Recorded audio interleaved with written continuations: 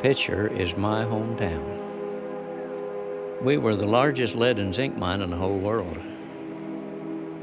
The lead bullets for 2 world wars came from here.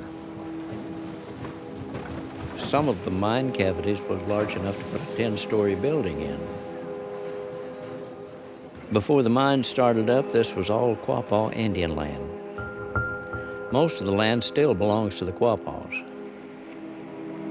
Years of mining left small mountains of waste that we call chat piles, left here after the mining went belly up.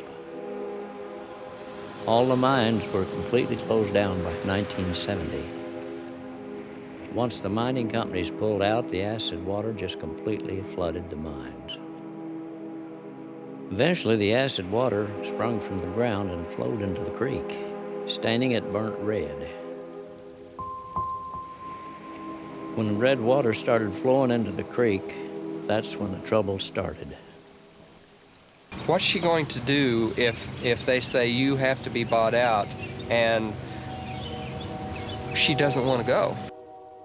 Just pick a problem here in the Tar Creek Superfund site. From the mountains of lead-laced mining waste or the sinkholes that open up on a regular basis, threatening to swallow animals or children who run too far or too fast. Back in 1980, the government created the Superfund to clean up the most toxic places in America. At some point, they made us #1 on the list. The politicians and town leaders have argued whether or not the kids should be moved to a safer place. As long as I can make it safe for my son, I don't care what they do with this. Scientific studies indicate young children are particularly vulnerable to the effects of lead, which is present in chat dust. Lead exposure during childhood can contribute to learning disabilities and other health problems.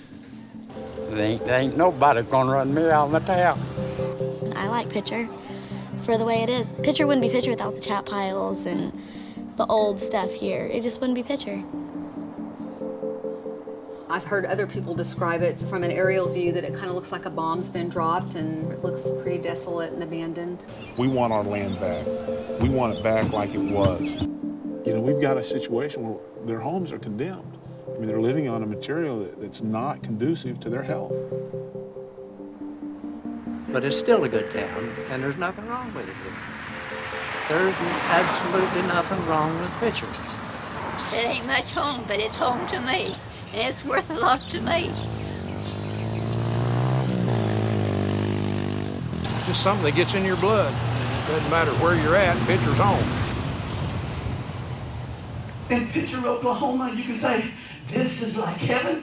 That's right. If you choose to say that. That's right. Or you can walk around and say, this is hell on earth.